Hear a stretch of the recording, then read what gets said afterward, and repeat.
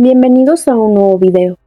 Este caso es demasiado fuerte, así que tomen mucho eso en cuenta. El caso de Catherine, una mujer que aparentaba ser apacible, ocultaba un lado siniestro que la llevó a cometer uno de los actos más brutales que han ocurrido en Australia, sucedido en el año 2000. Comencemos.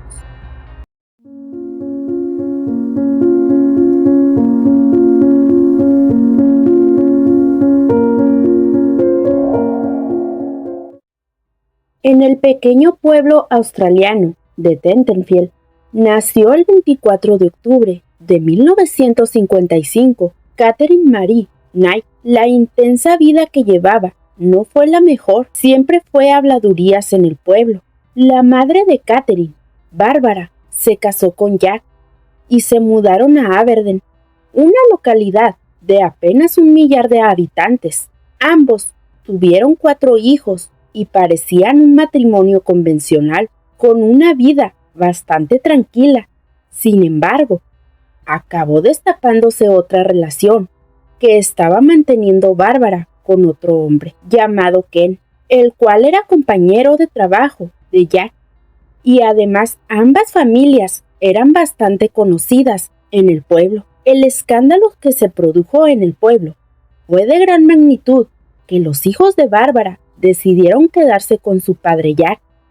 Bárbara y Ken decidieron continuar juntos y se vieron obligados a mudarse, por lo que formaron una nueva familia. Fruto de esta nueva relación, nació Catherine Knight y su hermana gemela, así como 2 hermanos más. Pero la violencia, los abusos y el exceso de alcoholismo era de todos los días en la casa de los Knight. Los abusos que sufría su madre Bárbara por parte de su padre, de forma habitual, hizo que en su carácter los hijos no solo eran testigos de aquellas escenas, sino que además ella misma les contaba de forma explícita todo sobre su intimidad con su padre. También les contaba su aversión sobre su intimidad y el profundo odio hacia los hombres. Esta situación se trasladó a la mente de los hijos, por lo que acabaron abusando de su hermana, Catherine, en más de una ocasión. Ante el hecho, la madre de Catherine se dirigía a ella y le pedía que dejara de quejarse y que se aguantara, que así eran las cosas. Este tipo de comportamiento por parte de la familia de Catherine provocó el desarrollo de una personalidad solitaria, violenta, que fue muy visible durante sus años en la escuela. Era conocida como la matona. Una de las funciones que hacía era cuidar de aquellos que eran débiles, de otros que pretendían agredir de ellos. Este tipo de situación derivaron a algunas peleas y ataques hacia otros niños. Catherine no siempre era así. También tenía momentos de seriedad, por lo que se convirtió en una buena estudiante hasta el punto de ganar premios por el buen comportamiento en el aula y hacia sus compañeros. Pero su paso por la escuela no fue precisamente larga y a los 15 años de edad abandonó definitivamente los estudios, por lo que tuvo que entrar a trabajar. Su primer empleo fue en una tienda de ropa, donde solamente duraría 1 año. En el año 1971, conseguiría un nuevo empleo, al que ella llamaría el trabajo de sus sueños. Fue contratada en un matadero de Aberdeen. La habilidad y la destreza con la que realizaba su trabajo la hizo ascender rápidamente. Sus jefes no lo dudaron y le dieron su primer juego de objetos punzocortantes. Los filos eran un fuerte atractivo para Catherine, hasta tal punto de que dormía con ellos. Luego, en 1973, Catherine conoció a David. Él trabajaba en una compañía de ferrocarriles, pero una serie de malas experiencias le provocaron un dolor emocional, por lo que acabó refugiándose en el alcohol. Esto lo llevó a que perdiera el empleo, por lo que no tardó en encontrar uno nuevo cerca del matadero de Aberdeen, donde trabajaba Catherine. 1 año más tarde contrajeron matrimonio, a petición de ella. La noche de bodas se convirtió en un infierno. Después de haber mantenido intimidad, David se quedó dormido, pero a Catherine no le pareció, por lo que se molestó y lo consideró de muy mal gusto. David despertó de inmediato cuando sintió una presión en el cuello y al abrir los ojos encontró a su recién esposa intentando asfixiarlo. El matrimonio fue completamente violento y en una ocasión, Catherine, estando embarazada, quemó toda la ropa y zapatos de su esposo. Luego lo atacó. Presentaba una fuerte fractura en el cráneo, simplemente porque había llegado tarde a casa. Catherine se libró de todo cargo de agresión, pero David no logró aguantar el matrimonio y la dejó en 1976, poco después de que naciera su primer hija, Melissa Ann. El abandono fue un duro golpe para Catherine y presentó diversos episodios de agresión hacia su hija, que la llevaron a ser tratada durante algunas semanas en un hospital psiquiátrico. Luego de salir del hospital, varios vecinos la observaron maltratar a su hija en la calle, pero la situación más grave fue que dejó la carriola con su hija dentro, en medio de las vías del tren. Un conocido de la zona se percató de la presencia y se acercó para rescatar a la pequeña, mientras que Catherine tenía un hacha y amenazaba a varias personas por la ciudad, por lo que regresó de nuevo al psiquiátrico, pero luego de unas horas salió. Días más tarde, Catherine agredió a una mujer con un arma blanca, provocándole heridas en la cara, exigiéndole que la llevara con su expareja David. Catherine consiguió escapar, por lo que minutos más adelante agredió a un niño con un objeto punzocortante hasta que logró llegar la policía. Logró detenerla y fue ingresada nuevamente al hospital psiquiátrico. Luego, el 9 de agosto de 1976, Catherine fue puesta en libertad. Quedó al cuidado de su ex suegra y de su expareja David, donde ella consiguió un nuevo trabajo en una carnicería. El 6 de marzo de 1980 tuvieron a su segunda hija Natasha, pero años después, Catherine dejó a David y se fue a mudar primero con sus padres y después logró alquilar una casa. Encontró trabajo en otra carnicería.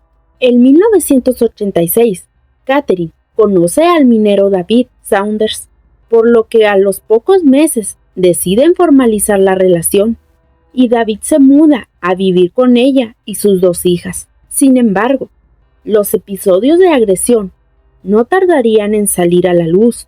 A consecuencia de eso, él decide abandonar el hogar que habían formado juntos y regresar a su antiguo departamento. Pero lejos de romper con la relación tóxica, ambos siguieron saliendo juntos, incluso bajo las amenazas de Catherine.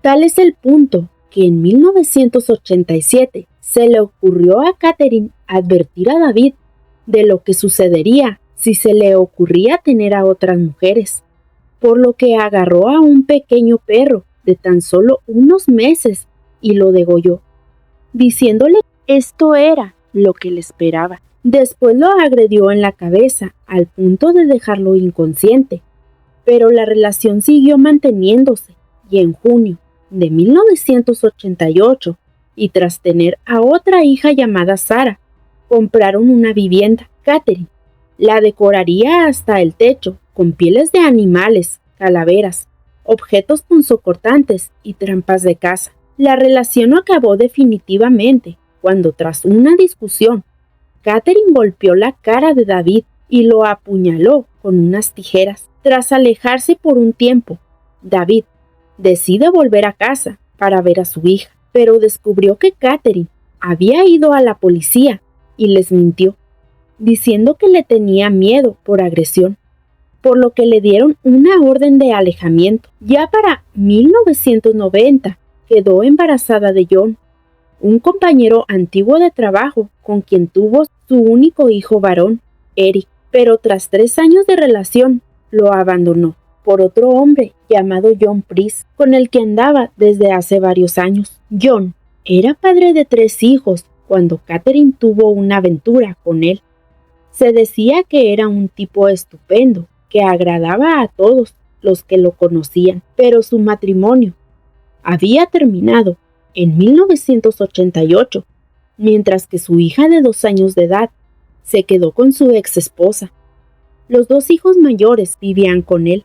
John era muy consciente de la reputación violenta de Catherine. Aún así, ella se mudó a su casa en 1995. Al principio, todo parecía estar bien económicamente, no les faltaba nada. Él ganaba mucho dinero en las minas. Todo cambió cuando en 1998 se desató una terrible discusión, porque John rechazó la propuesta de matrimonio de Catherine. Ella, en venganza, envió unas cintas de video al jefe de John, donde supuestamente se le veía sustrayendo algunos objetos de su puesto de trabajo, por lo que fue despedido por hurto. John decidió terminar la relación con Catherine. Unos meses más tarde, retomaron la relación, aunque no la convivencia. Las peleas, lejos de desaparecer, se volverían cada vez más frecuentes e intensas. En el año 2000, en una de las múltiples discusiones, Catherine apuñaló en el pecho a John. Esto provocó que el 29 de febrero le interpusiera una denuncia para mantenerla alejada tanto de él como de sus hijos, por temor a que la agresividad acabara proyectándose en ellos. Finalmente la echó de su casa. Esa tarde, John contactó con sus compañeros del trabajo y les advirtió que si no acudía al siguiente día a trabajar, posiblemente fuese porque habría sucedido algo muy grave. Le rogaron que no volviera a casa, pero les dijo que él creía que atacaría a sus hijos si no lo hacía. John llegó a casa y se percató de que Catherine no estaba y que sus hijos tampoco. Ella habría decidido dejar a los hijos con unos amigos para que pasaran la noche. Catherine había planeado reconciliarse con John. Él, ajeno a los planes de ella, salió un rato a platicar con los vecinos. Luego entró a la casa a las 11 de la noche y se fue a dormir. Catherine, tras ver un rato la televisión, se duchó y acudió sigilosa al dormitorio, donde despertó a John para mantener intimidad. Luego, él se quedó dormido. A las 6 de la mañana, el vecino se preocupó porque el auto de John seguía en la entrada, y cuando John no llegó a trabajar, enviaron a un trabajador para ver qué era lo que pasaba. Tanto el vecino y el trabajador intentaron golpear la ventana del dormitorio de John para despertarlo, pero después de notar líquido hemático en la puerta principal, alertaron a la policía, la cual llegó a las 8 de la mañana. Al derribar la puerta trasera, la policía se encontró con un nivel de atrocidad inimaginable. Catherine estaba profundamente inconsciente.